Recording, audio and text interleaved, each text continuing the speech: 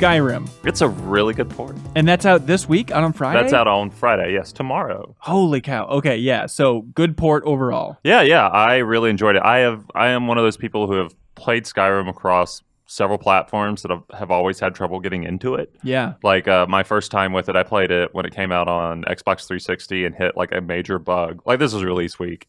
And it just like ruined all my progress. So, like I'm out.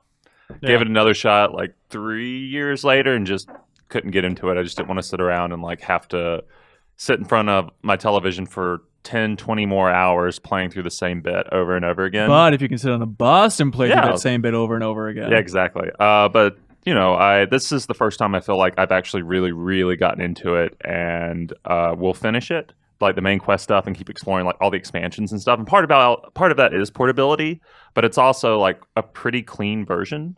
The frames per second are always above 30. It's pretty solid. So we have a video on the site kind of comparing it to other systems. What did you learn? And Leo in the booth, you can even chime in. Maybe you've looked at it more. I mean, is it on par with like the 360 PS3 versions? I mean, it's been a couple of years since, it's been a lot of years since I played those versions, but I thought this version looked better than those. There's a slight motion blur that Bert and Joe noticed when I was playing that I didn't notice when you turned. Okay. But I didn't pick up on that. But honestly, like the draw distance is super impressive as long as you don't look too closely at the textures. And again, this is like a game from 2011, and even then, those textures were kind of like, meh. Yeah. It looks great. Like the environments look great. The combat, the same. I like Skyrim and Oblivion's combat. I know some people are like it's very wooden. I like the weight behind like when you use a sword and like the body just sort of goes plunking down, or like how you can shout people off mountaintops. That never gets old. So I really enjoyed that. Yeah. And some of the features that people have criticized it for, like the bad voice acting and stuff, I find that that's part of the game's charm. But I didn't run into like I forgot you like bad things. I like bad things. I didn't find any like major bugs or anything that sort of plagued like the other versions of the game I played. Like it's just a very clean port that you can take on the go. That's pretty cool. Sorry, Leo in the booth, real quick. I mean, does it compare to the old ones? Was it like side by side? I will say it is a lot closer to the remasters than the 360 PS3 version. Yeah. Oh, that's nice. It's got all the new like nature effects, trees swaying, and new water effects. It looks a lot sharper than the old gen did. And it looks just as good on because I've played it on different television sets of various sizes, as well as the handheld mode, and it looks good across all of those. How's the load time?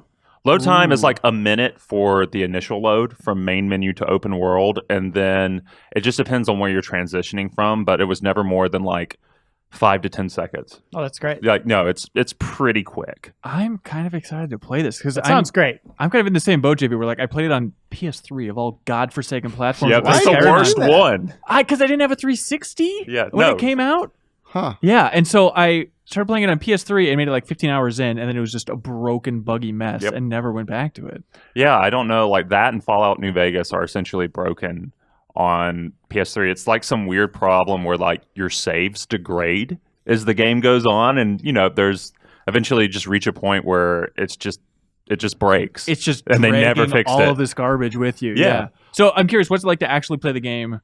It was a strange point of comparison, but being such a big Breath of the Wild fan, is it strange to go back to Skyrim? Do you find yourself making that obvious comparison playing on the Switch? I did it at first, but initially that goes away because their worlds are so different.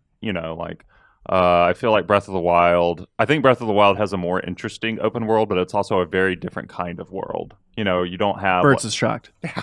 Oh, but, you don't have like... in Breath of the Wild, I feel like the quests aren't as long. Like they're more like get it done pretty quickly, and it's very sort of enjoyable and snappish in a way, whereas like pretty much any quest you find in Oblivion or in Skyrim, it's a multi-step journey, and they're usually fun. They're usually really interesting. I forgot how much I like the Dark Brotherhood stuff.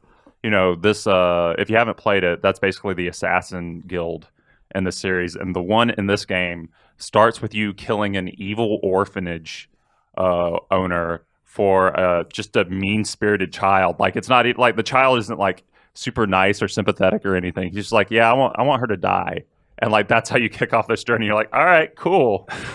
So it's wacky. It's more mature. It's grittier. Everything feels a little bit more realistic. Personally, I I think Breath of the Wild's a better game. But I like the setting of Skyrim more just because I'm more, interested in sort of like snowy wasteland kind of stuff. And now you can have the Master Sword anyway. Yeah.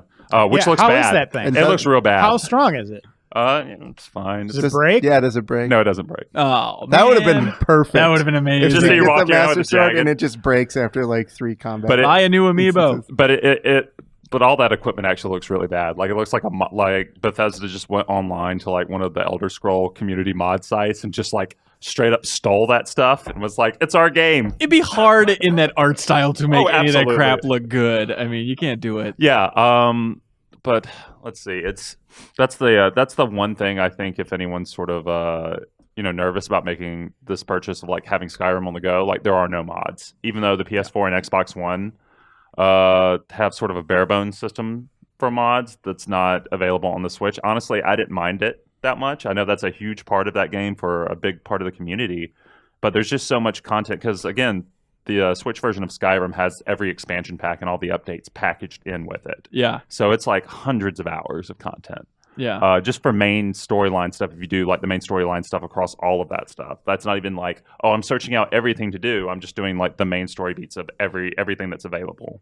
Yeah. So I'm really enjoying it. I think I'll play it, quite a bit and keep it on my Switch for a while. Reiner, any chance you're going back to it? No, I first beat it on Super Nintendo, and I'm probably not going back. I played it, on every system after that. Yeah. Can't wait for the VR version. No, I mean it's just too long of a game. Oh, it's so I just want to check it out, see how it runs on there. But then I'm out. Yeah, for sure. It runs surprisingly well. Yeah, we gave it a 9.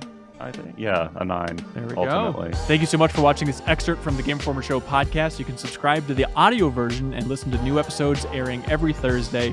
We cover big games on the horizon, games that we've just reviewed. We have long-form developer interviews, a lot of fun stuff. So check it out every Thursday.